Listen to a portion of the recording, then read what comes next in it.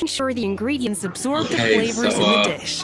To that end, a chef must be able to wield a knife with the same level of precision as a surgeon. Practice makes perfect. Yeah.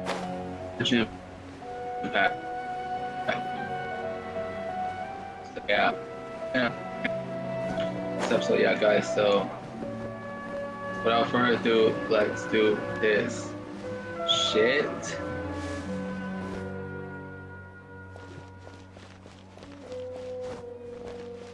So yeah.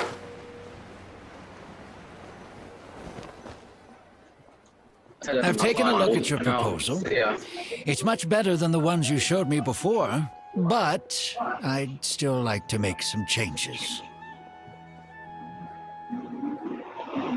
Alright. What are you talking about? Oh, come on, not again. Himself. Isn't this the 6th proposal I've shown you? What's your issue this time? It's a bit hard to put into words, but the design still doesn't look quite right to me. I have to say, that's a terribly vague and unconvincing explanation. Please enlighten me. What would feel more right to you? For starters, don't you think this roof is jutting out a bit too far from the top? It looks almost like the head of a fungus. This door, too. I don't think it needs to be nearly this large. If you could reduce it to around my height, you could use the leftover materials to construct a few more rooms. The roof and the door are the most fundamental parts of a building. If we were to change them, then what would be left of the design? Even if the soul of the building won't be lost, all traces of architectural style would be gone. Anyone with the slightest inkling of architectural knowledge would know to leave them alone. Oh, I understand the principles of what you are saying, of course, but the truth remains that I'm still a bit unhappy with the design as is. Is there anything else that you can do? Oh, actually, I just got an idea. Can we get rid of all the extraneous sections on the roof, so the whole design will just be one vertical structure, similar to that of a tree trunk? What? Don't architects often say that symmetry makes everything more balanced and pleasing to the eye? This way, the proportions will be completely balanced. I really don't know how you managed to come up with such a ridiculous idea. Wait, don't tell me. Someone hired you specifically to commission me and put me through the ringer? Come to think of it, though, I really don't think I've gotten on anyone's bad side recently. Anyway, that's it. I will not be working on this commission anymore. Goodbye. Maybe you can find yourself some other genius who'll be able to satisfy your demands. Young man, please wait!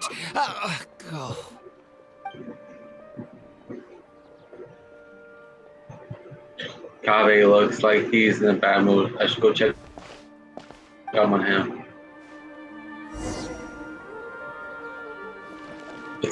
Yeah, what the fuck, bro?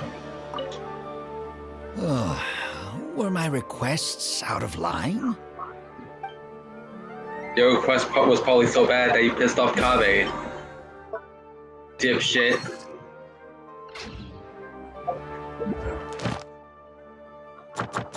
Yeah, I know. I sound like a bit of an asshole, but still.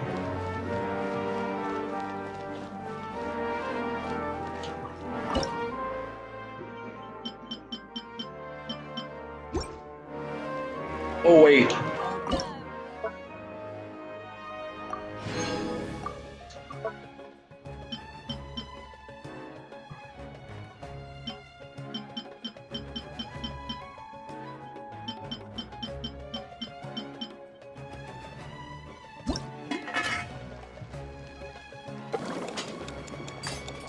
Still something I haven't even completed yet.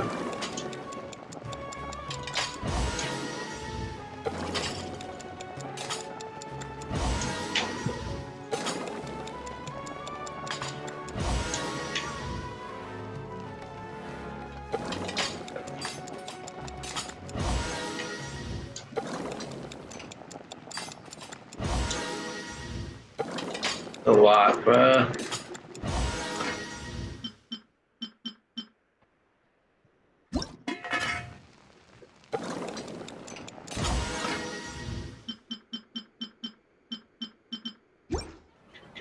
Goddamn right, it's a lot, y'all guys.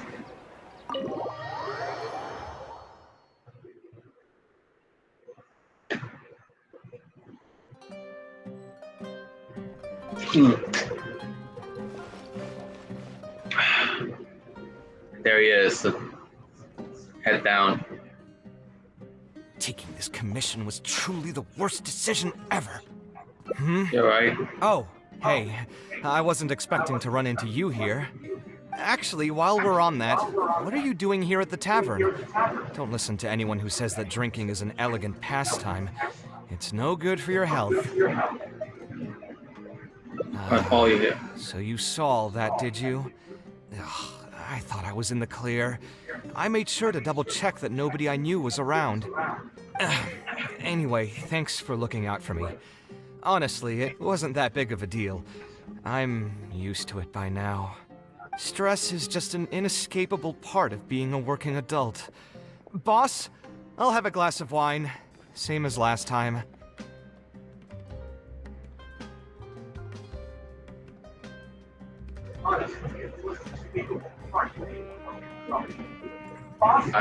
That is actually true what Kai's saying, guys. Yeah, that's so yeah. And we get stressed out over work. So yeah. That's why some people drink after they work. Do you want something too? I'll put it on my tab. Wine in a glass of juice coming right up. I know you've already kept a secret glass from of me, wine. but if you could add this one to the list as well, I'd really appreciate it. Arguing with a client is not a good look for me.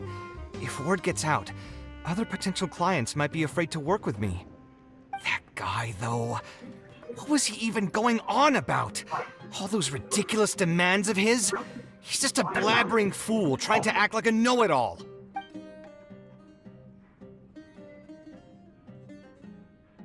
Another glass, please, boss. I'm not leaving today till someone has to carry me out. You've got it, sir. I gotta say, though, it almost feels like you're saying that every other day now. It really is every other day that you'd run into a client who knows nothing about construction requirements or architectural style. If this was in the past, I'd never have gone through 6 whole drafts trying to accommodate the client's preferences. But perhaps getting used to this just means that I've grown numb to it. I've worked on so many projects since graduation, and none of them have been approved at the first pass. I would spend a lot of time altering my designs, and by the time the clients were finally satisfied, all my passion and enthusiasm would be gone. It feels like I'm straying further and further from my artistic vision with every change I have to make. I suppose, though, that just sticking to your guns and completely disregarding other people's feedback would also not be a good thing. All of this makes for a real paradox, one that particularly crops up in my work, too. In the end, what is the true meaning of art? Should I see it as a divine gift of inspiration from the gods? Or an expression of the light of my own wisdom? Here's your drink. How are you already spouting nonsense after just one glass? Your tolerance is usually much better than that. Boss, what do you think is the meaning of art?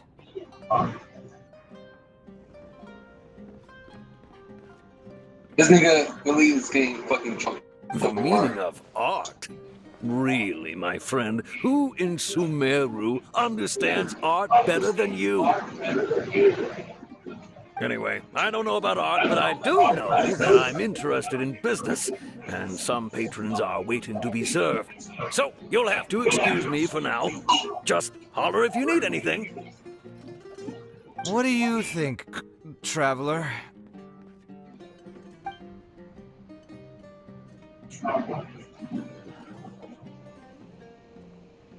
Yes, Art shouldn't be self-indulgent entertainment saved for the elite.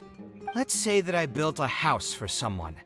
If they don't like how it looks, then no matter how brilliant it may appear to me, they won't be happy with it.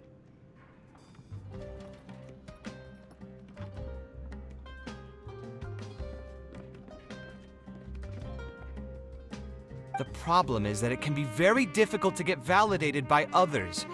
I could compromise my personal standards to accommodate my clients, but often that just means creating a final product that I would struggle to look at.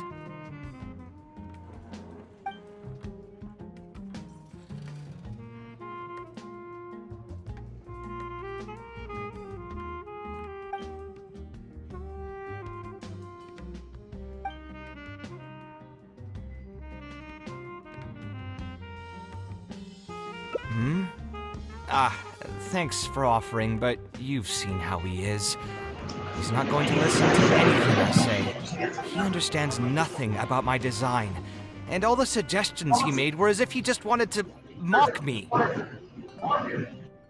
Okay, it is possible that I was just jaded by my frustration. Well, given I'm already on my 6th draft, I can probably push myself to make a 7th. Let's go have another talk with him. I know where we'd be able to find the guy. There's no time to waste. The wine can wait until another time. I'll go take care of the bill.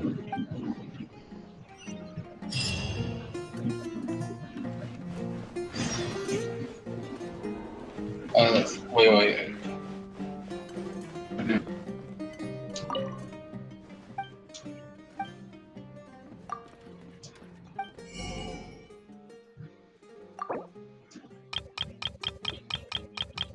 I need to get more.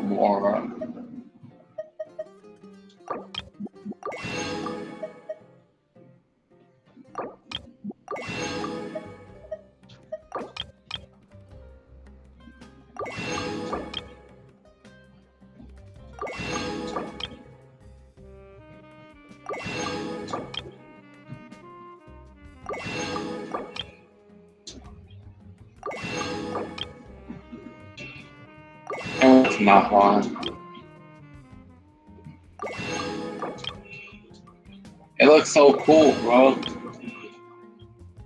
That Notlon, cool. I know that Notlon is not that well received by fans, but so far I actually like it so far. When I played it last episode, so yeah.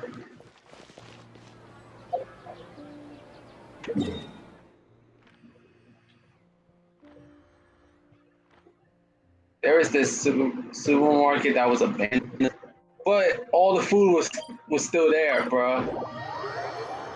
Rotting away, bro. So yeah. Kaveh, what are you doing here? I've changed my mind. I was overreacting earlier. Can we try discussing the project some more? My apologies as well. Now that I think about it, some of my requests were indeed a bit unreasonable. If I choose you to create the design for my project, I should have a bit more faith in your vision. Thank you for understanding. Mutual trust is the basis for good communication. Now that we've got that out of the way, I think we can have a more productive conversation. To be perfectly honest, your commission request has been the most peculiar one I've ever received. Even now, I still know nothing about the building's intended purpose. All I know is that you want to build something in the desert for public use. I am aware that overly specific requests will restrain the architect's artistic freedom. However, knowing nothing about the intended purpose of the building also means I have no idea if I'm on the right track. I've produced several draft proposals for you to choose from, and you've rejected every single one. If we don't get on the same page, it could be a decade before we can finally break ground on this project. Yes, I've given this some thought already. I think we can go with the general direction of the latest proposal that you just showed me. It's just... Just what? Putting the building design aside, can we get some less expensive materials for the floor tiles? Yeah, I know someone in the business, and the red bricks he sells can go for pretty cheap. The timber here as well. We should be able to find some substitutes. Please give me a moment. My head's starting to hurt again. Just please hold on for a second. So, let me get this straight. You want to reduce the cost of the project, right? But if we implement your suggestions, then I'm afraid we have to scrap the entire design. Architectural design cannot be neatly split into discrete parts. Any change to one part of the design will affect the quality of the whole thing. I decided to utilize high-end timber for this section because the weight-bearing structure requires the supporting materials to be durable and strong. Same with the tiles. Switch them out and the entire mural will have to be redesigned. More importantly, if we make such a change, both its practical functionality and aesthetic value will take a great hit. If all you need is a building with a roof that can keep people dry in the rain, you shouldn't have commissioned me. Many architects would be able to build you one of those while charging far less in commission fees. Actually, Please tell me, are you absolutely sure that there's no room for any changes in this draft of the design? I think the most important thing for me is to understand what you would actually like to get. If you could tell me more about your vision, I might be able to work with the design some more. You are the client, after all. You should have the final say on how the project turns out. I want to build something unique. Something quiet and warm inside. A refuge that can block out the world outside. I want all who enter this building to be able to temporarily forget everything that's going on outside of the building and just focus on their task at hand. That's a bit more information than last time, but it's still extremely vague. To put it another way, every rich person who wants to build a mansion for themselves would request something like this. We've gone through many proposals, and this draft is already the cheapest one. Cutting costs by substituting building materials will not only detract from the overall effect of the building, it also won't save you much more in the grand scheme of things. Thank you for giving it so much thought. Please, give me some more time to mull over the budget. I'll get back to you once I've figured out a solution. I still have a few business meetings that I must attend, so I'm afraid I'll have to leave for now. You can just leave the proposal as is. I'll get in touch once I've given it some more thought. Okay.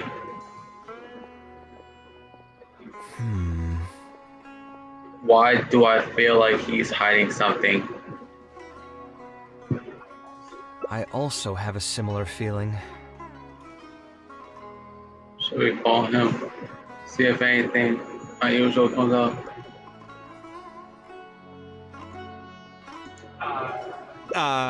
Is that really okay?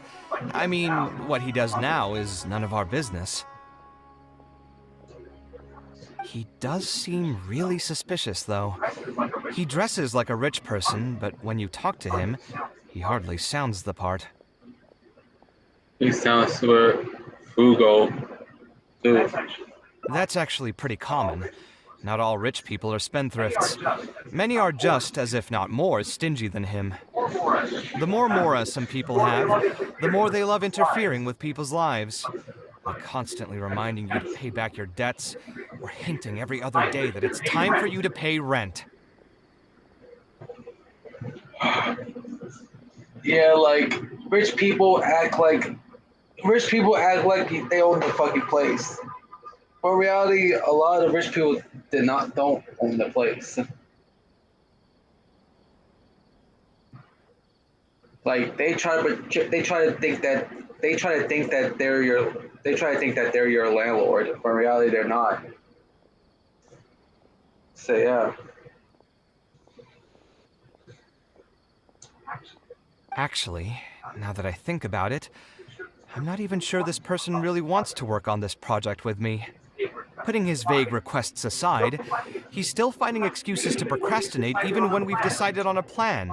Who knows how long construction will take if he keeps delaying things like this?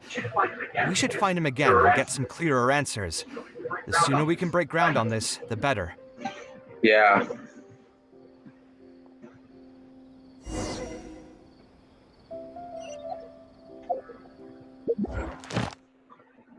Yeah, there's this one supermarket called Mexia Supermarket. I was located in Texas, so yeah.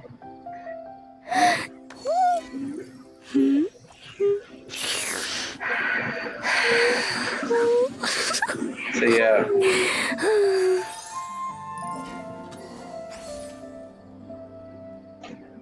However, the cleaning up process, there was footage of the cleaning up process, which is actually partially lost. Yeah, deadass. The Mexia Supermarket footage, partially lost. Or more so, partially found. Why did I say partially found, you might ask? Well, because, like, I think a minute of footage or so was shown on the History Channel series Life After People. In the season 2 episode titled The Last Supper. So yeah. For those who don't know, Life After People is a documentary series on the History Channel that shows you what would happen to the Earth if every human disappeared. And yeah. And basically nature takes back the Earth. Best way to put it, bro. It started out as a documentary special in 2008, before becoming a full-fledged series the following year. And the series only lasted 2 seasons initially, with combined total of 20 episodes, with 10 episodes from each season. So yeah. So yeah, bro. Though the show was brought back recently for a 3rd season. Though I feel like the 3rd season is a bit of a downgrade from seasons 1 and 2, and even the original special, because you know how in certain parts of the documentary they use CGI footage. They use CGI to create scenarios of what would happen to the world if humans were to disappear. Some of them including buildings falling down, and even structures collapsing. So yeah. And even wildlife growing into these buildings. So yeah. The main issue I have with season 3, the recent season that's currently airing, is for some reason for season 3 they use AI for some reason. What? Why would you let a bot use a bot for your animation for your 3rd season, bro? A fucking bot. Because that's what AI basically is. It's a fucking robot doing the work. Because AI stands for artificial intelligence. So yeah. Basically a robot doing the work.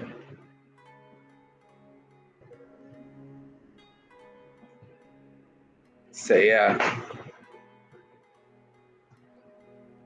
And look at what happened, bro. During the Last Supper episode. Look what happened during the cleanup. They deadass showed the footage, bro. So yeah.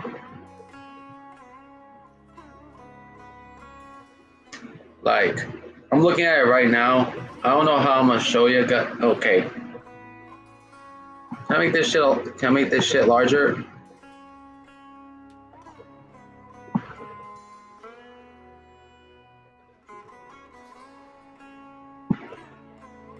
Okay, I made this shit larger, bro.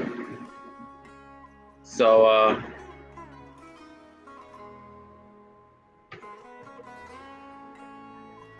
you know what? Turn around.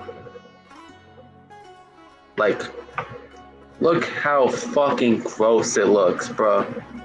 Look at that, all that rotten food, bro. Like, they left there in that supermarket when it was cleaning up in 1999, bro. Luckily, they turned it into a different supermarket over the next few years. So yeah.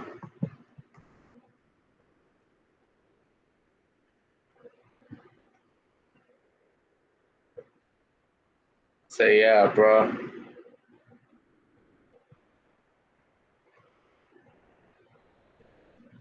I just wanted to show you guys that. So yeah.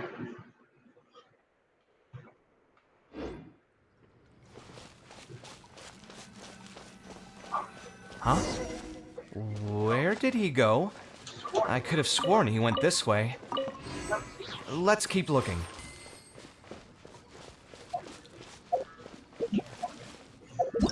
Yeah, they have this, bro.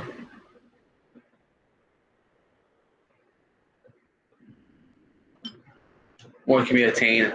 Okay, okay. We'll probably do that later. Search the area with Kaveh, but find no traces of him. Hey, look! Isn't that Badawi? It sure looks like him, but he's dressed completely different now. What is he up to? Didn't I tell you before? I'm not looking for more workers. Plus, aren't you a bit old for physical labor? If something happens to you, I won't be able to pay for it. Oh, you won't have to worry about that. I grew up as an Eremite mercenary and worked in the desert my entire life. My body's still in great shape. I don't have many talents, but I still have my muscle. If you need someone to unload goods or drive away sumpter beasts, I'm your man. You used to be an Eremite mercenary? I know there are a lot of bad apples in our ranks, but most are just trying to make a living. We're not that greedy by nature, and we'll do our best when given a job. Let me think. I'm sorry, but I still can't take you in. I don't have any open positions right now, and don't have the Mora for anything more. How about this? Why don't you try your luck somewhere else? Okay. He used to be a member of the Eremites? Huh.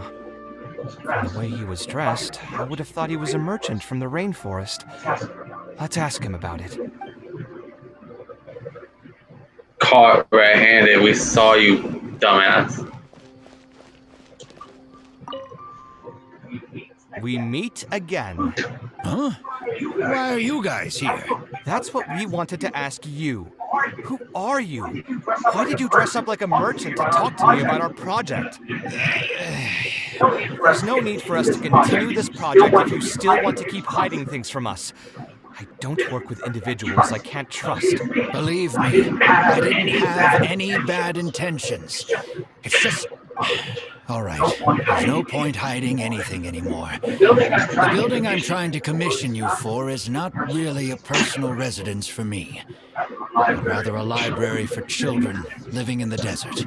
A library? Funded entirely by yourself? Shouldn't this be the responsibility of the academia? For real. I've heard that the academia will be looking to prioritize the desert with the allocation of educational resources and materials. It sent over a large shipment of regular goods just last month. You're right. And I was aware of these happenings as well. I just figured what I want to do is a separate effort from what's already being done by the academia. The desert is too vast. Even if the academia spends a lot of effort trying to disseminate knowledge in those parts, it might still take decades, if not centuries, to reduce the educational gap that already exists between the two regions. And what's more, I don't know if the academia would ever reverse its stance in the future. All I know is that as a desert dweller, we should not wait passively for good things to happen to us. If we only did that, we'd never be able to stand up and hold our heads high. I don't have much longer left on this world, so I just want to use whatever time I have to contribute something to my home. Why you didn't just tell us that from the start? I didn't want you to know that I came from the desert. I've lived in the desert my entire life, and there wasn't anyone here that I could trust. I figured I needed as much safety as I could get. To the point that you even disguised your identity? That's certainly taking playing it safe to the next level. Hold on. Don't tell me you've also been scammed before. When I first came to Sumeru City, I brought a lot of Mora, hoping to find an architect that I could work with. Someone agreed to take on the project, and even took a sum of Mora from me, but then disappeared without a trace. After that, I heard that there are a lot of untrustworthy people in this business.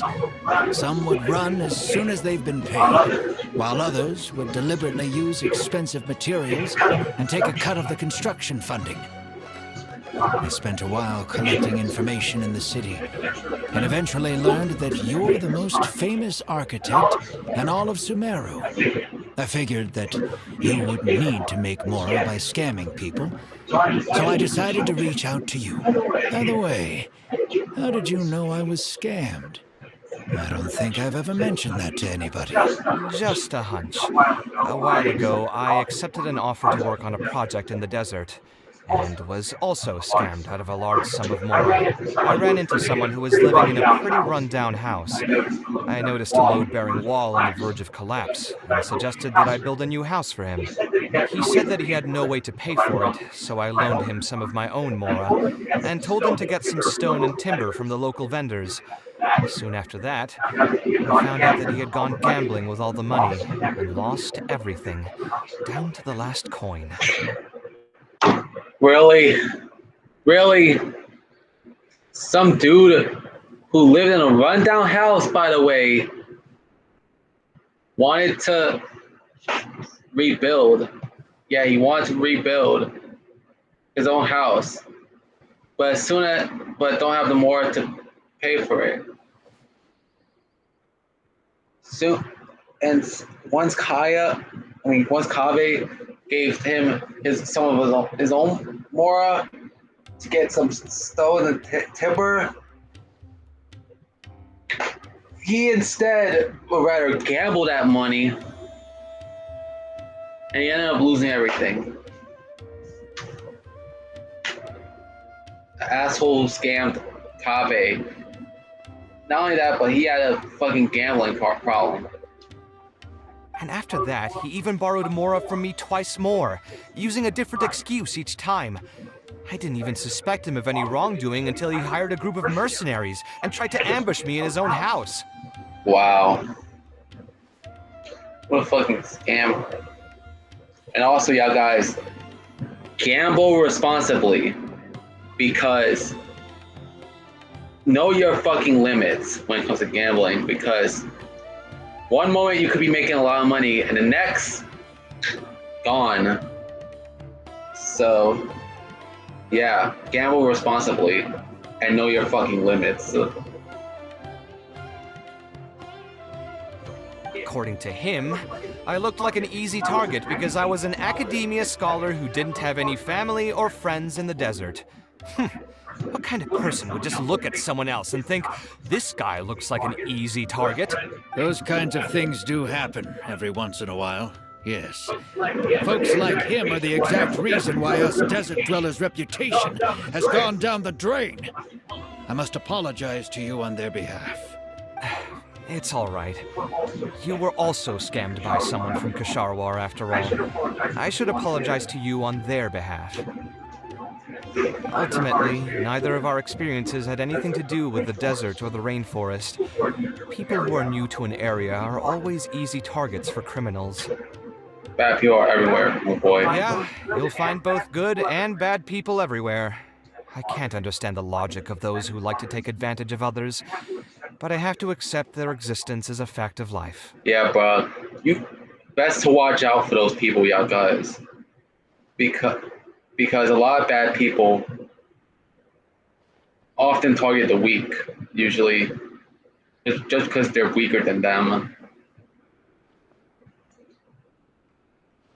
Not only that, but scammers too. They're also bad people. Because the two types of people that scammers tend to go after are the stupid and the desperate. So yeah, those are the two type of people that scammers go after. The stupid and the desperate people. So yeah.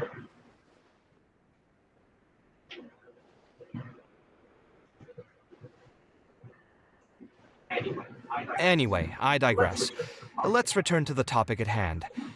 Did you keep rejecting my designs because you thought I was deliberately using expensive materials to take a cut as a middleman? That's what I was afraid of initially, yes. I eventually understood that you weren't out to cheat me. But unfortunately, I still don't have nearly enough Mora to pay for the design you proposed. I've done the math and know that we should be able to make it if we cut some corners. However, after our conversations, I can see that you're passionate about your design, and I'm quite fond of the proposal as well. So, I decided to try and see if I can afford your proposal as is. I've been looking for work every day, and in another month, I should be able to cobble together enough Mora to meet the budget. By cobble together, you mean you're going to spend your entire life savings on this project? But then, what will you do if something unexpected comes up? And you find yourself stuck with no emergency fund? To be honest, I haven't really thought about that.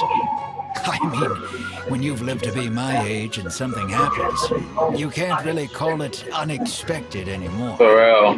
When you get old like him, you can't really call it unexpected anymore. And plus, let's be honest, this dude don't really have that much life left in him, bro. So yeah, that's what it is with these elderly people, is that a lot of them don't have that much life left for them. So yeah. It's sad, but it's true. All I want is to build this library before I leave this world, so that the children of the future would have some books to read, and the desert dwellers would be able to learn their letters and pick up some practical I'm really knowledge. passionate about this project. A while ago, I heard that the academia had decided to recruit a number of exceptional children from the desert. Of course, this is welcomed news. But as someone who spent their entire life in the desert, I still have a few concerns. I know the desert life and can predict what the problems will be. Many children from the desert have had neither the interest nor the proper environment to learn. Wow.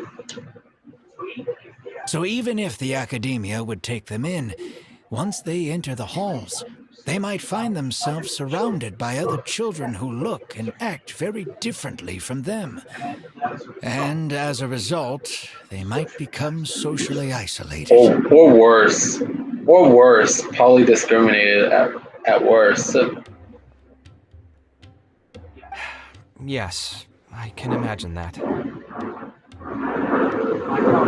My father passed away at an early age.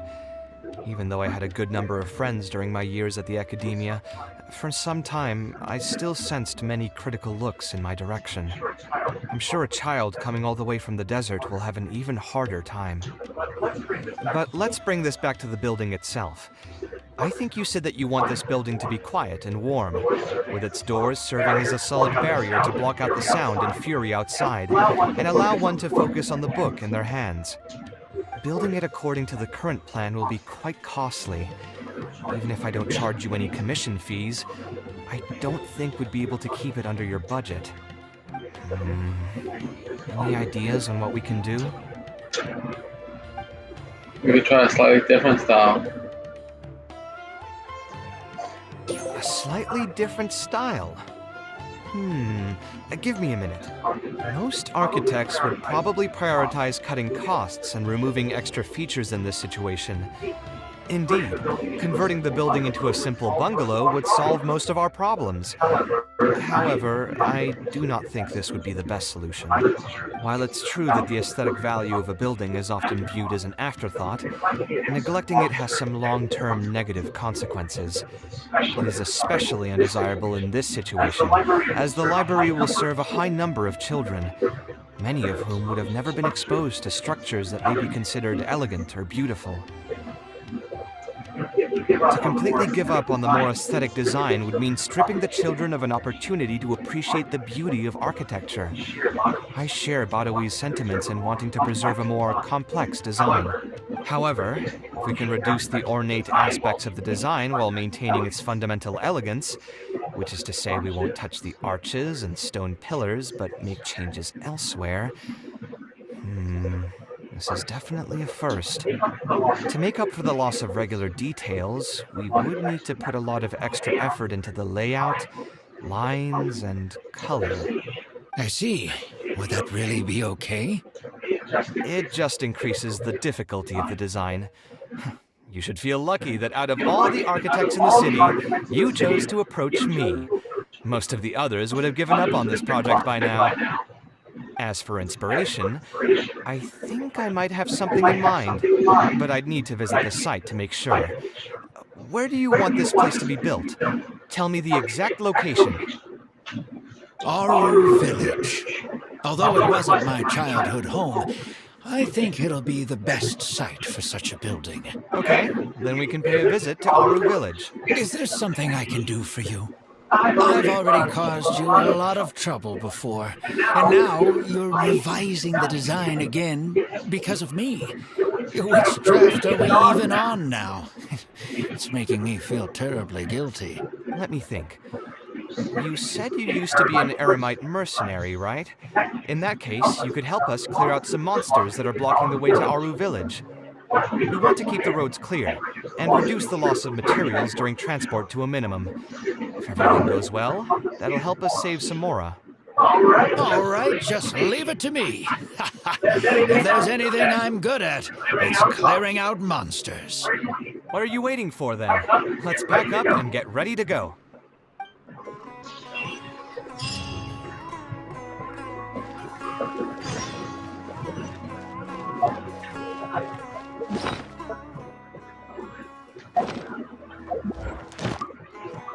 Alright.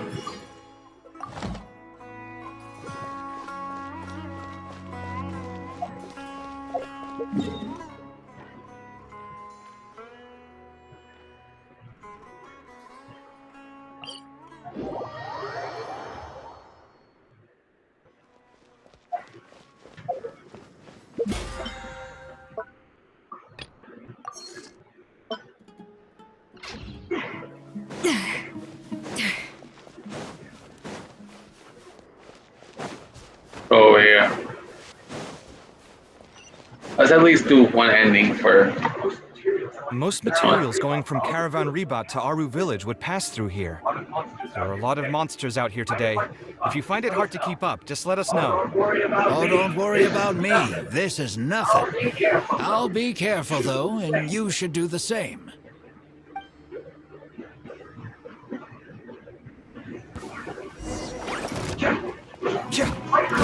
Sight clear.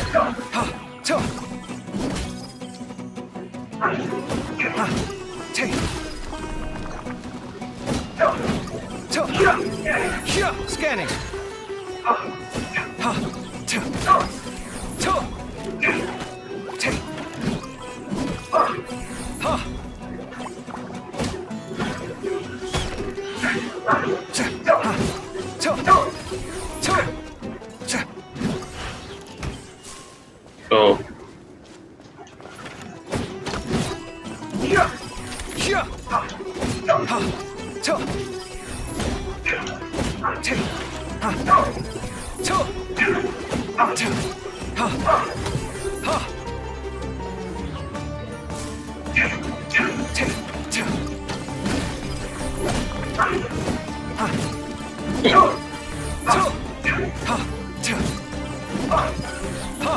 do it.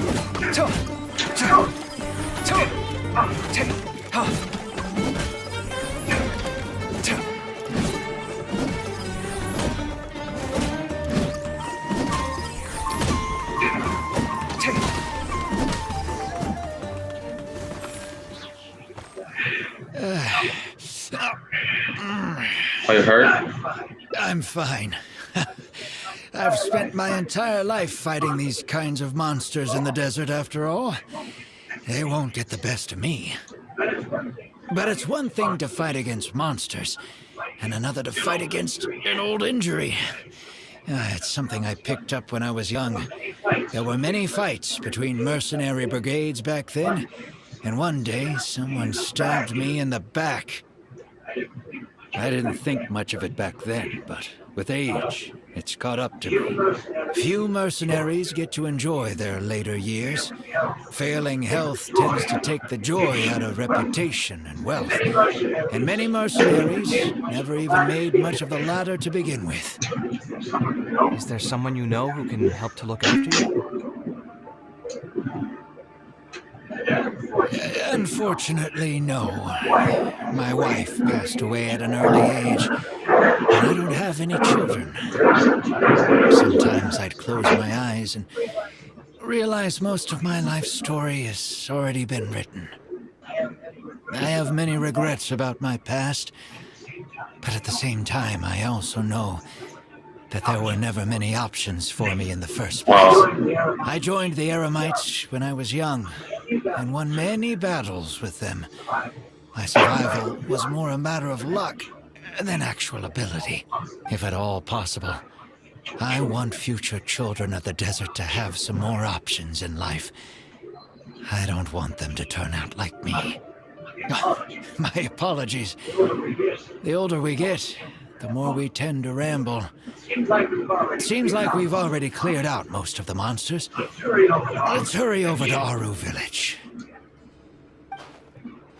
He walks into this instead of talk. Same line. I think it's really admirable of him to spend his whole life savings on people he's never met. Maybe he's doing this out of natural kindness. A kindness that hasn't been eroded away by the struggles of his Doesn't that life. also sound like you, Kave? Perhaps. To clarify, though, I don't think I'm quite the same. Some people call me an idealist. I do have some sentiments of that general persuasion, such as wanting everyone to be able to lead a happy life. But my situation is more complex than that. In the beginning, what drove me to harbor those thoughts was less idealism and more a desire to make up for a sense of guilt. When I was young, I impulsively encouraged my father to take part in the first Inter-Darshan Championship, hosted by the Academia. He set off confidently hoping to win something for me, but failed to clinch the title. What's more, he fell into depression after the competition and requested to join an investigative research project in the desert. I never saw him again. Word has it that he got caught in quicksand. Even if other factors may have contributed to his death, the fundamental cause still circles back to me. I started doing many things in life because I wanted to make amends. Even in cases where I couldn't do something for a specific person, I still did whatever I could. I think I just wanted to make myself feel a little better. That's still how you feel? At this point, even I don't know. I've tried self-reflection, but it didn't help. I can't seem to walk away from many things that I see or hear about, even if they don't directly concern me. And I can't quite pinpoint the source of it. Maybe it's just like what those Vahumana scholars often say. It's hard for people to truly understand themselves. I could be doing things out of endless guilt, or I could be doing them out of a strong sense of empathy. It could even just be a matter of conceit. The potential motivations could number in the dozens, but the actions they result in are the same. Anyway, I suppose I don't really mind being called an idealist. They also used that term to describe my father. It seemed to carry fewer connotations back when he was around.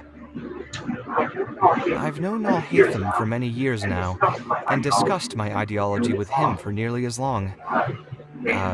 Maybe argued is a better word for it. He told me a long time ago that no matter how strong of a swimmer you may be, you'll still get dragged under by the others who are drowning once you run out of stamina. He believes this is the fate that awaits all idealists. I still believe I should live by my ideals, and I've given him countless reasons why I think it's a good idea to do so. Perhaps my ideals are flawed, but are there really any perfect things in this world? No. Nobody's perfect, bro. Unfortunately, he remains unconvinced. His personality is the exact opposite of my own. If someone happens to drown next to him, he'll most likely stand on the shore and mumble something along the lines of respecting other people's fates. But as you can see, I'm not the only idealist in the world. Just as there are different seasons, there are also different people. There are many others who will continue to care about the fates of those who are not directly related to them. And when I finally run out of stamina, someone will also reach out and bring me back to shore. Someone will help me, right? Yes, I've already been helped like that before. Should I have a life preserver at the ready? Oh, please. It's not like we're actually talking about swimming. Also, just so you know, I actually took a swimming elective back in the day. Don't underestimate my skills. Either way, I'm feeling much better than when you first found me at the tavern. I can feel inspiration already welling up inside of me. Maybe this will be just the opportunity I needed to create a whole new style. All right, let's head to our village. Go.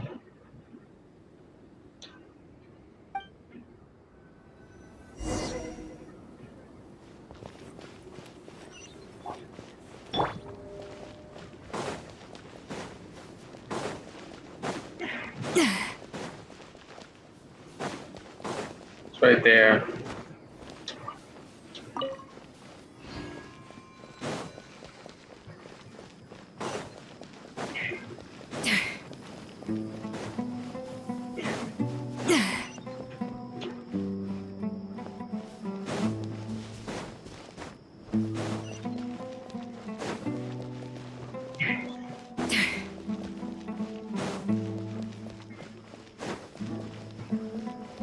Oh, some of the mercenaries got personal missions for me, but I'm not doing that. I want to see how the village chief house is. I'm curious.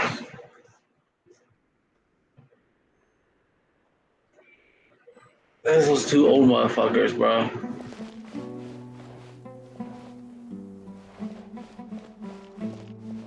Alright, honey, I'm home. Alright. Alright, apart from those old two dudes, nobody is there, bro.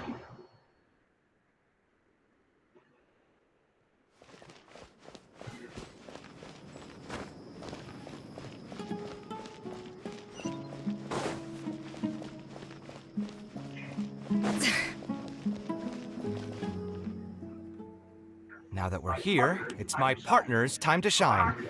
Marak! Oh, what's this? My toolbox. I built it using an ancient mechanical core. It's not too smart, but it's super useful and can help me with a variety of tasks. I'll take Marak and find a suitable location for the building. Once that is done, I'll get to work on a few designs. Traveler? Sataria. Ah, you know each other? Yeah. Hello. I suppose you must be Kaveh from Kasharawar. I've heard of you before. My name is Sataria, and I'm currently the person in charge of promoting educational assistance programs here in the desert. Educational assistance programs.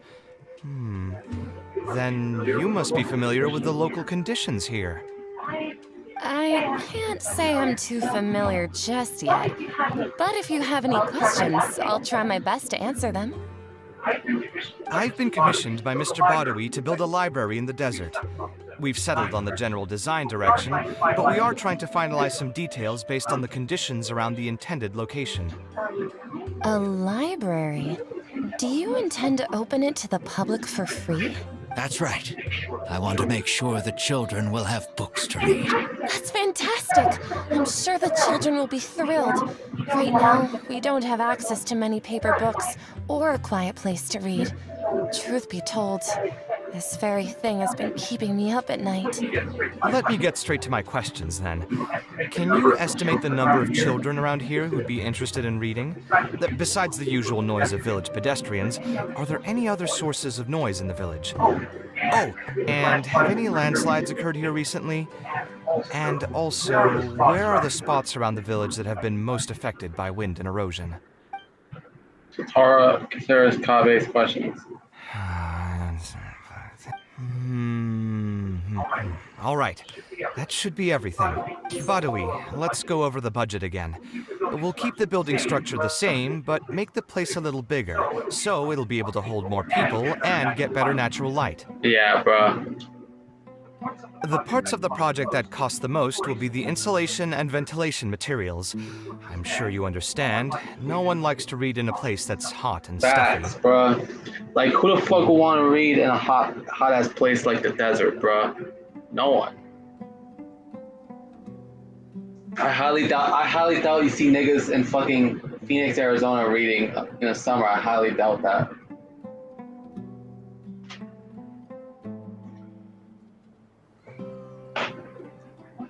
I want to make significant changes to the arrangement of the bookshelves, tables, and chairs. I'll go over the specifics of that shortly. I have two plans in mind. Both are pretty minimalist in style, but will provide a very different ambiance from the world outside. Our final cost should be around 70% of the last figure I quoted. The whole thing should take around half a year to complete. Marak has produced a sketch for all of you to see. If everyone's okay with it, then we'll proceed with that as the formal plan. We've got a new design plan already. The inspiration just came to me naturally. All I did was put thoughts to paper. I must give you credit, though. If it weren't for your advice and suggestions, I probably wouldn't have landed on this new style so quickly. According to the traditions of my profession, I should probably name this style after you. Let's call it the Traveler style. In the meantime, let's look forward to the day when this building is completed and can finally open its doors. All right. Blueprint for the future. Present suffering is nothing compared to granting hope for the future of others.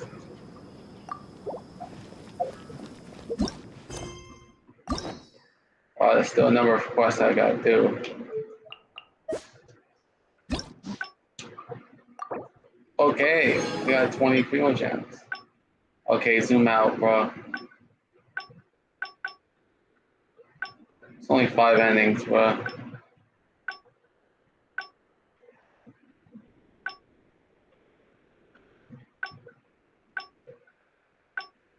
Oh, there's another ending.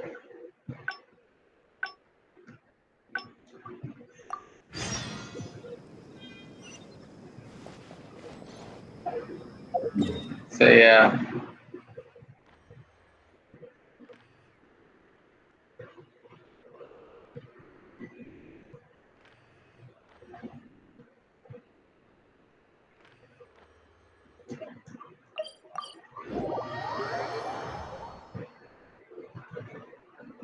Okay, so that first ending took like 58 minutes.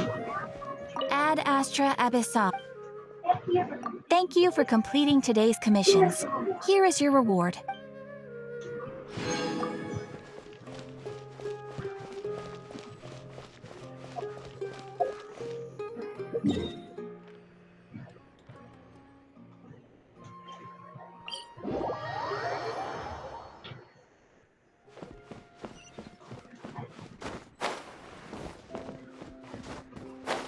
Oh.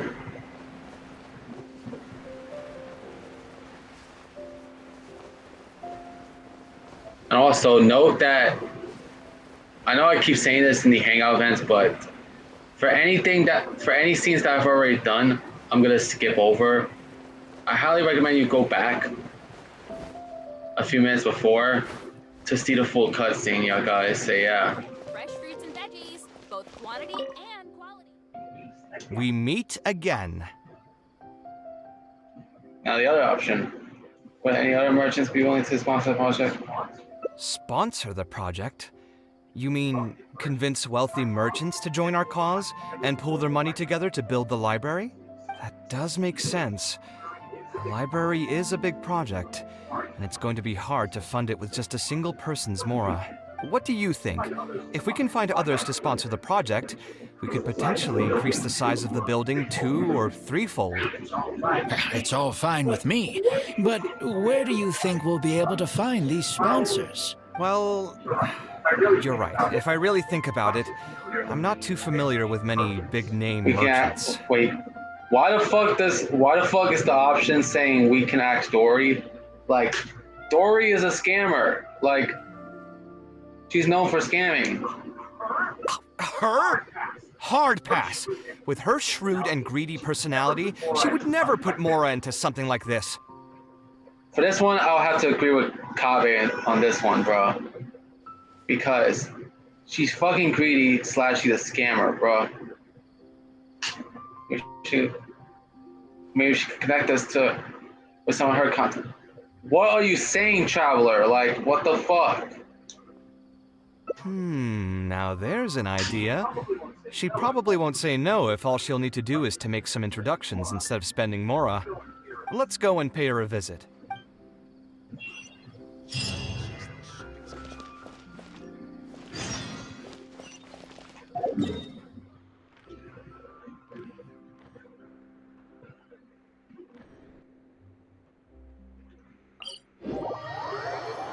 So far, I preferred the first ending so far over this second ending. So, yeah. At least for the first ending, is this dude giving up his life savings just to make a library that the children can read it in. At least that's what it was in that first ending. So far, I do not like the second ending, and I haven't even finished the second ending yet. Oh, now here are some unexpected guests. What brings you to the Palace of Alcazar's Ray? When I saw Kaveh, I almost thought it must be that time of month again. Sadly for me, I must wait a few more days before I can collect my shiny Mora. Bitch, you already collect so much more by scamming people. Hey, can't you think of something else for a change?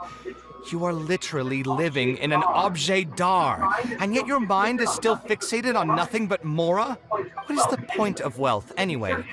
Is your happiness entirely dependent on your hoard of cold and motionless Mora? For real, like for real, that's how it is. Like, for real, that's how it is when it comes to that question, bro. And this is a question for a lot of rich people, bro. Sure, you might have all the money in the world, but does that money bring you happiness? Let's think. Does money really bring you happiness? Not really, bro. Like, sure, you have everything in the world with all that money, but do you really feel satisfied with it? No, like,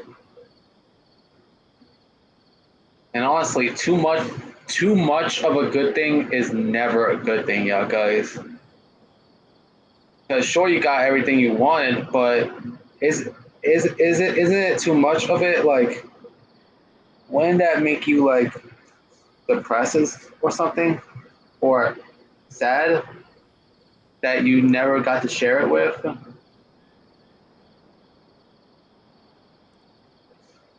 So yeah, money does not buy happiness for me. It does not.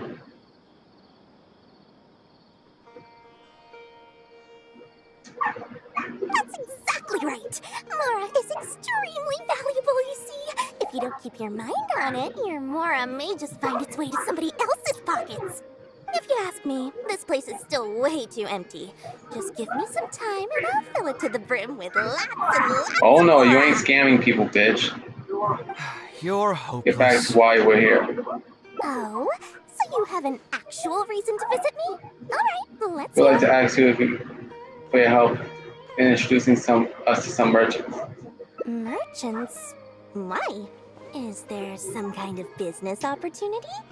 Describe the library construction project story. Oh, I see. So you're just looking for someone to help you foot the bill. I knew you wouldn't be interested in something like this. Still, you wouldn't refuse just making some introductions for us, would you? Sure, I can connect you with some folks, but with every service comes a fee, you know. Oh, hell no, bitch. You already got so much more, girl. Like, A fee? You mean just for introductions? Of course! Making introductions means using my connections and putting my reputation on the line. Why wouldn't I charge a fee for something so important? because it's just you introducing somebody to us. Like, there should not be a fucking fee just for introductions. Like, dead ass. You should not be charging people just for us wanting to getting to know someone. Like, what the fuck? Like I said, this bitch is a scammer. She's a greedy ass scammer. Like I fucking hate Dory, bro. Like, Dory is easily in the top 5 worst characters in Genshin, bro. In my opinion, bro. Easily in the top 5, bro. In terms of worst characters. Since we've known each other for so long, though, I'll give you a huge returning customer discount. How about 500,000 more? That's too much, bitch. 500,000? I guess that's okay.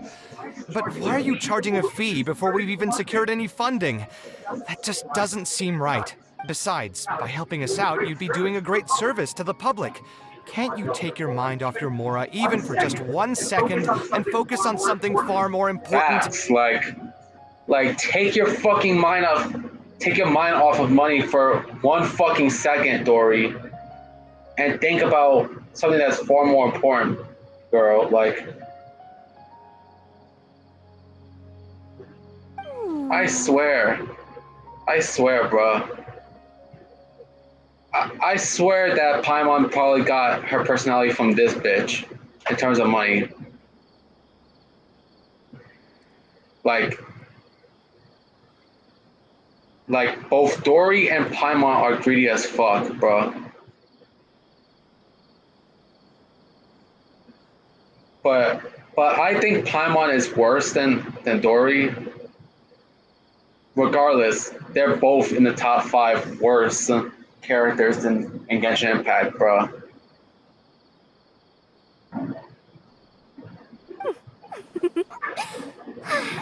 Very well. Since you're so passionate about this project, I'll help you out and waive the introduction fees. 3 of my business partners came by earlier today to discuss some things with me, and they still haven't left yet. I'll arrange a meeting for you, and just so we're clear, it'll be up to you to present your project and discuss any Thank deals. you. Thank you so much. You can wait here. I'll bring them over to you.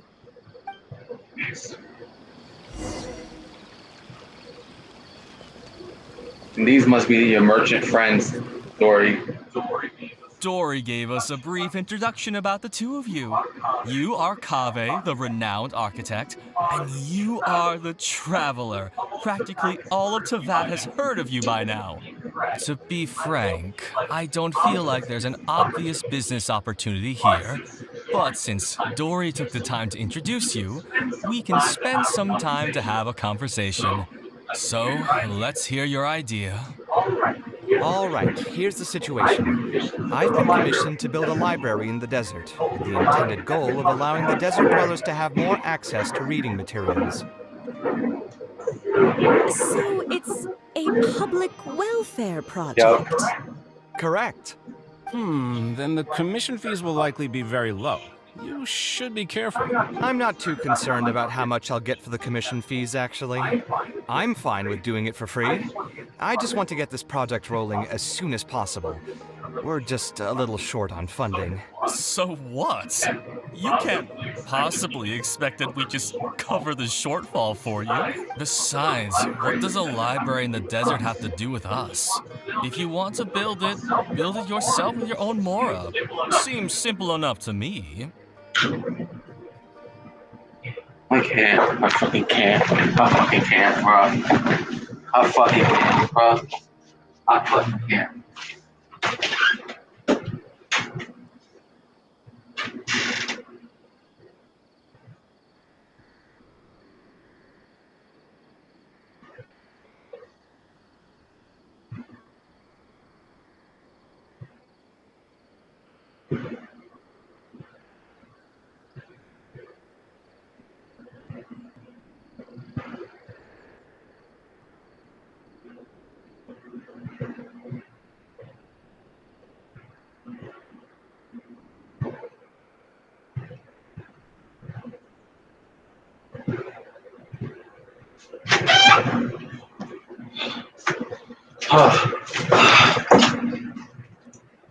What the fuck?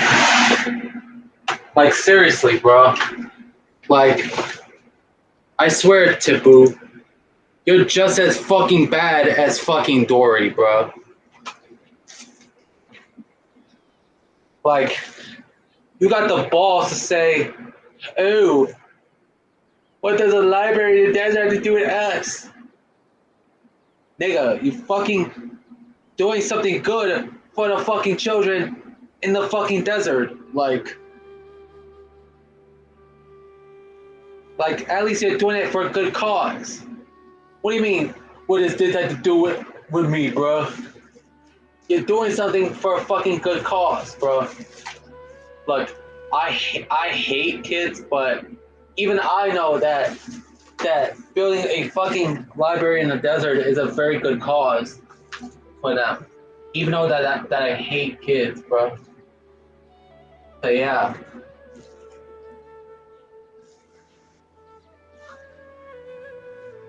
So yeah, like what in the absolute fuck?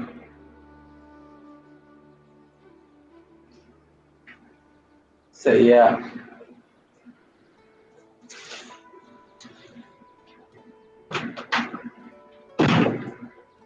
Anyway, yeah, like you're being a real asshole right now, Tipu.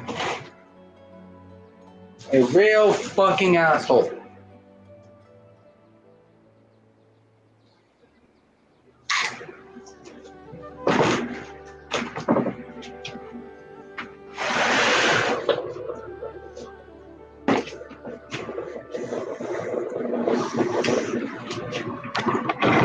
I'm back.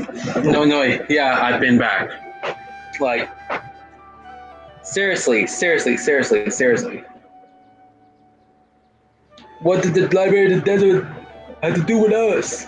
Like, you're doing it for a good cause. Like, and all you care about is what will have to do with us. Like,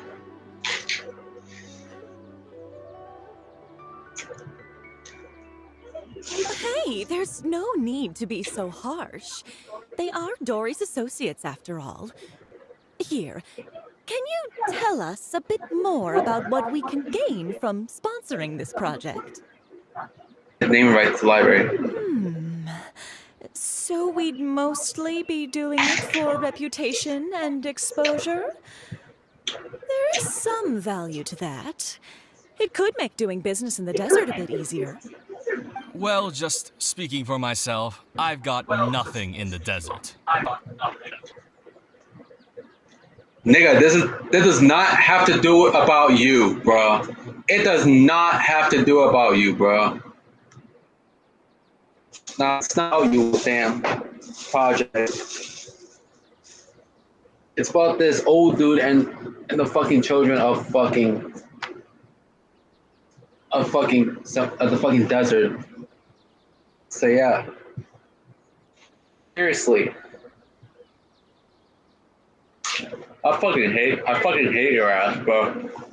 And you're a fucking NPC, bro. I also have a concern. It feels like there's not much to profit from in the short term. But in the long term, the reputation gain also doesn't sound like it'd offset the cost of the sponsorship. Then how about this? What if, instead of building a single library, we commit to an entire complex of buildings dedicated to culture and education? Wouldn't that just cost more? Yes, but in that case... Mr. Kave, please tell us what you have in mind. I'll just give an example. If we were to build a library and a school near Aru Village, then the desert dwellers would gradually begin to migrate towards the area. A whole suite of buildings will be able to host more traffic, and thus drive the economic development of the entire area. In turn, that would lead to direct business opportunities. I've been to the desert several times. Although there are still many lingering tensions between the two regions, the amount of interaction has been steadily increasing, and in the long term, the desert will only become more and more important to Sumeru. You do have a point. Education in the desert is indeed an industry that has not been tapped into. Yeah. If we can be the first to place stakes in the area. And you just believe anything he tells you? Oh, shut the fuck up, Tipu. Even the greenest amateurs know that urban planning will affect population flow. If you don't believe me, you can ask anyone on the street to confirm it to you. You. You don't seem to think about your questions very thoroughly before speaking. Hey, why are you starting to sound like I'll hate them? Wait, something just occurred to me. If we're going to build a library in the desert, Aru Village would obviously be the best place for it. But it seems we're not the only ones with our eyes on the village. I heard a rumor a while back saying a lot of land and buildings in Aru Village have already been secretly purchased by a big-name merchant. What? What? In other words, if we try to join the fray now, there won't be much left for us. If we want to build a suite of buildings focused on education and culture, Aru Village is the prime location. If we want to build it anywhere else, we'll have to deal with a far larger list of problems. It's not impossible, I suppose, but... Then there's no hurry. We can wait for Aru Village to develop more first and get into the market for expansion to other areas. But if you were to do that... Is there nothing else to discuss? Great timing! I pretty much heard all I want to hear. If there are no other urgent matters, I'll be on my way. Well, fuck you, Tipu, bruh. Yeah, fuck you, Tipu.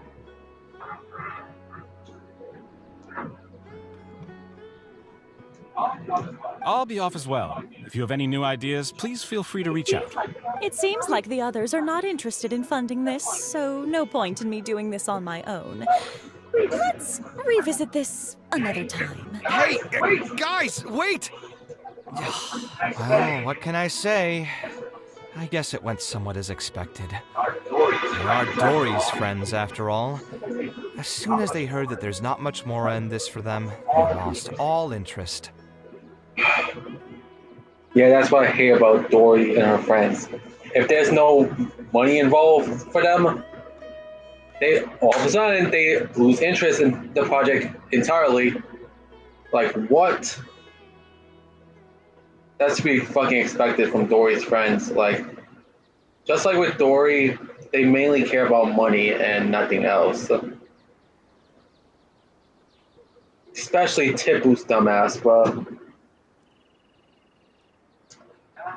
Yeah, it's just another day doing business with people. But I can never get used to that. Those people never think of anyone other than themselves. Yeah, Dory and her friends, they're some of the more selfish people, bro. So yeah, they only think about themselves and not others, bro. Looks like we'll have to figure out some other way to get the funding. Let's go. How did the meeting go? I want to talk about it.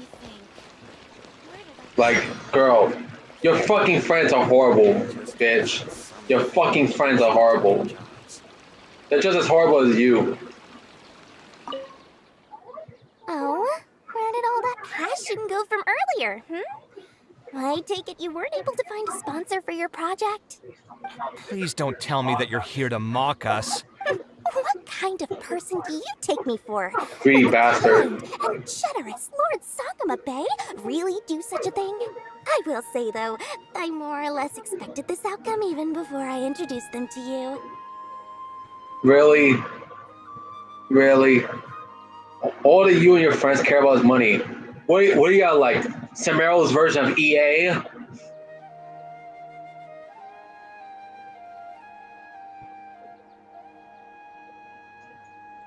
You can try to talk up the project all you want, but the facts will remain the same.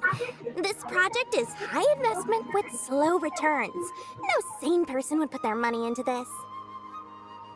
Yes, they can.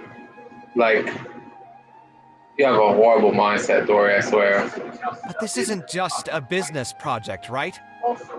Also, if you already knew no one would want to partner with us, why did you still try to charge me 500,000 mora? You scammer! Yeah, she's a scammer. You might want to remember who your creditor is before you start talking like that, Kaveh. You're a fucking scammer, Dory. I'm surprised that your ass is not in prison yet, Dory, for scamming. If anything, your ass should have been in prison for all that scamming, bitch. I'll pay back every last coin that I still owe you, but that's a completely different matter.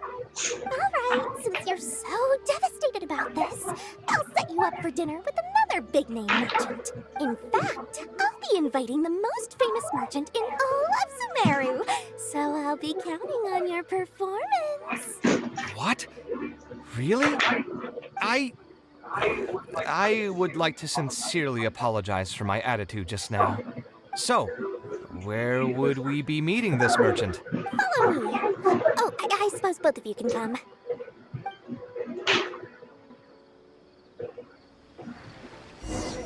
Who the fuck is it?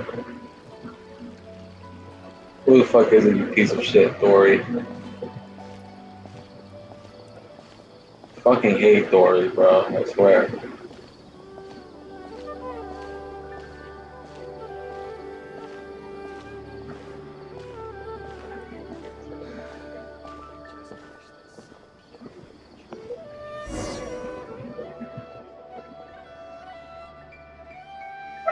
This is the place.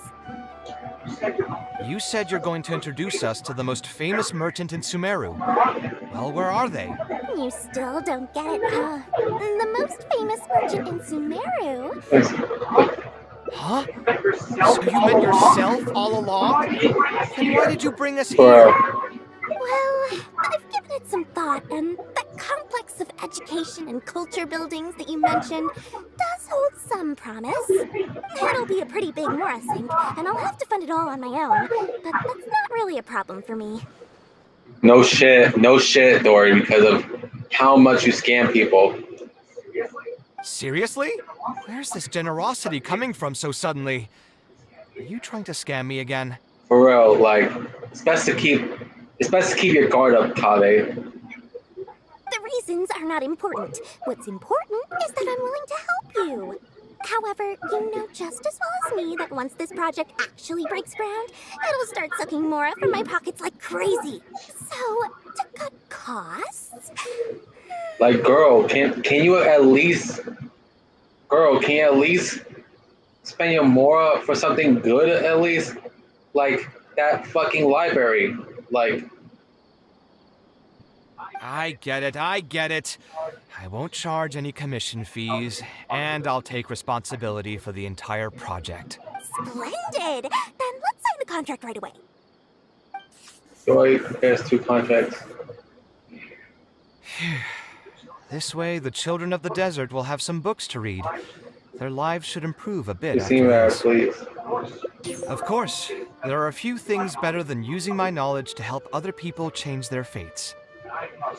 I must thank you as well, Dory. I used to say you only cared about Mora, which might have been some prejudice on my part. Sorry for that. I will also try to pay back my debts as soon as possible. Now, let's have a quick discussion. Where would you want the library to be built? That will be the most important building. There's no rush. I'll provide you with a copy of the deed when we get back. You can just use the address on the document to find the lot. Huh? The deed? Kill me. So hold on a sec. The person who has been buying up everything around Aru Village was you all along? Oh my, did I not tell you about that? Yep, yours truly has been buying up all the land. I must thank you for bringing your ideas to me. Before our conversation, I had no idea what to build on all those lots. So, from my perspective, this has been a great turn of events. I didn't put much in and easily got a lot in return. What about my commission fees? Huh? Didn't you waive those yourself? I was just gonna say that to cut costs. We mustn't procrastinate and should start construction as soon as possible. But before I could finish my sentence, you volunteered to waive your commission fees and even promised to take responsibility for the whole project from start to finish. I'm so touched, really. It's obvious that you used every trick in the book to deceive me. You deliberately paused for a long time while talking about the project and kept glancing at me with that menacing look in your eyes. Huh? You really think so? Well, the contract's already been signed, so there's no point in dwelling on the details. You know what? I'll pay for tonight's dinner. Fine, I'll drop the argument on the commission fees. But since you said you're paying for dinner, I'm going to order the best dishes and booze this place has to offer, and lots of it. Tonight, we're feasting until I've recouped my full commission fees.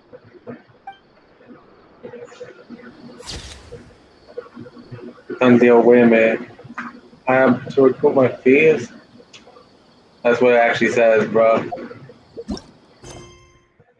I hated that fucking route, bro.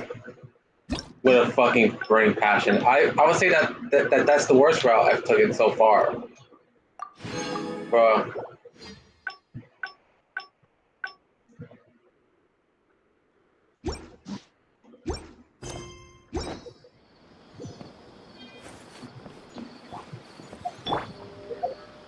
Like that ass.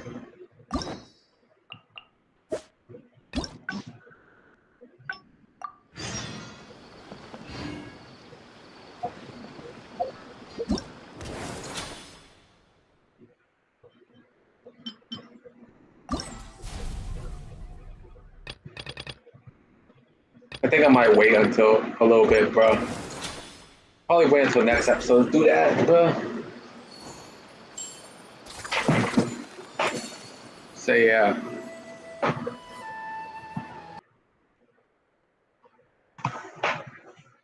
So yeah, bro.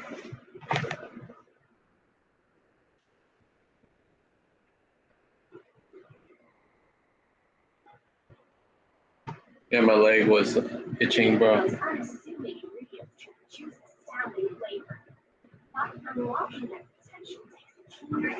So yeah.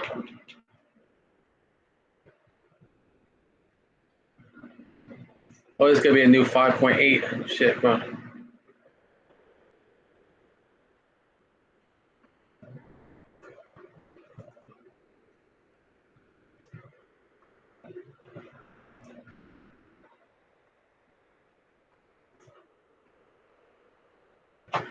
Wow, they got special codes for it.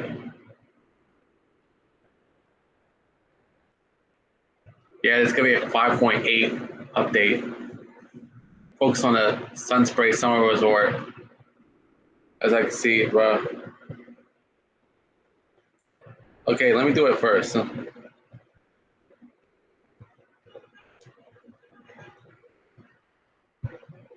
gonna do it on my phone, bro.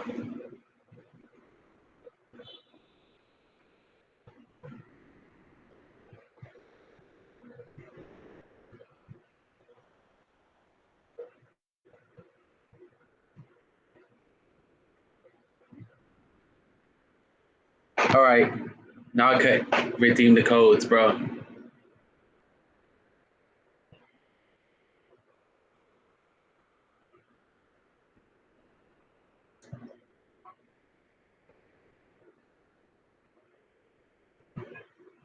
Where's the shit that can redeem codes in? Oh, there it is. All right, I'm not gonna show any of the codes. That's for you to find out yourself.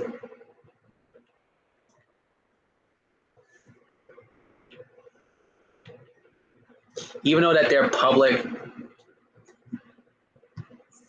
made by Hoyoverse, I still won't show it regardless, bro. Because I prefer stuff like passwords to stay private because that's where someone's privacy is, bro.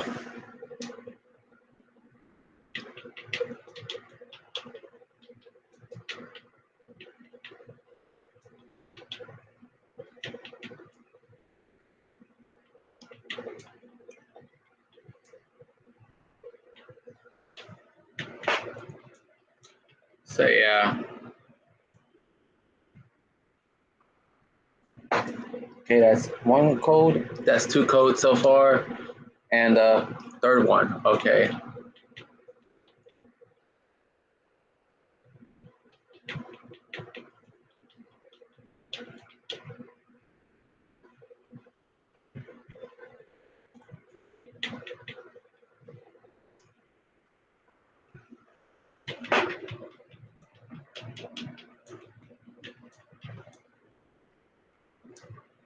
There, that's all three codes.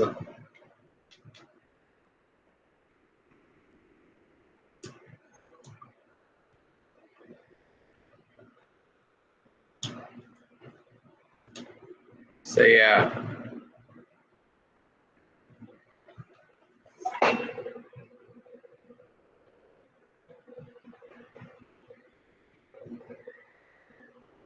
Oh wow, there's gonna be a new character coming up.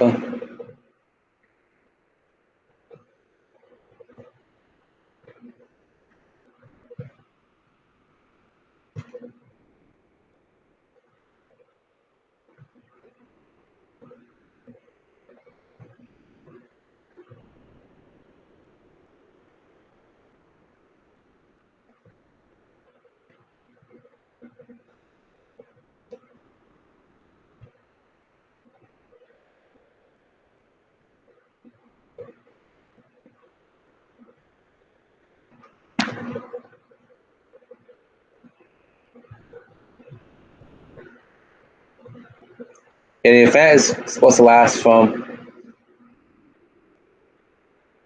July 30th to August 18th.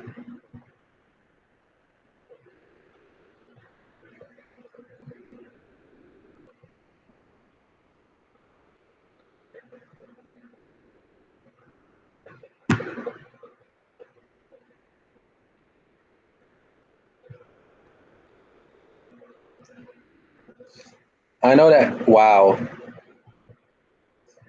And I see that there's gonna be a new character coming in, bro.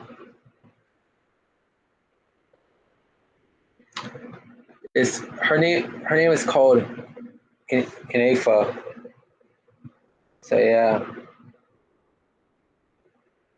yeah. Inafa is supposed to be a new character introduced for Genshin in a 5.8 update. So yeah, and then y'all and Bennett are supposed to be getting new outfits. So yeah.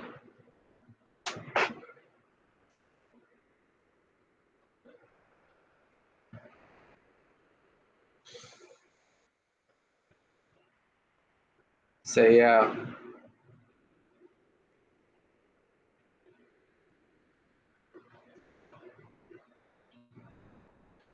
Damn, we only got enough for two, bro.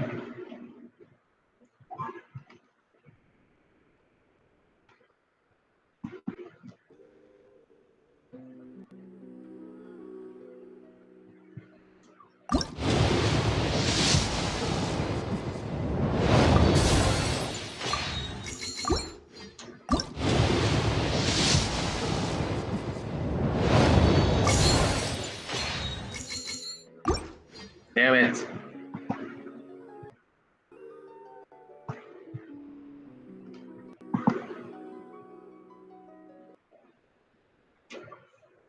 I don't know what. I'm not sticking to my fucking word, bro.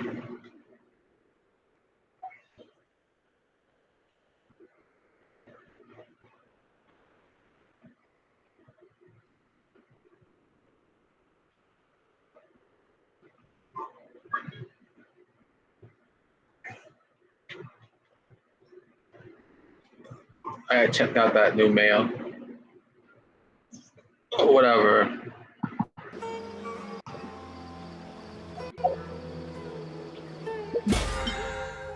Yeah, I should definitely save fucking the fake things, yeah.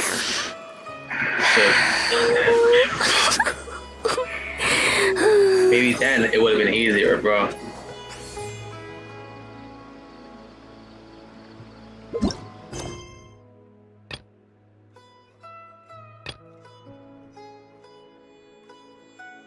Yeah, we're gonna do Never Left mission next episode, yeah, guys. So see you guys next time.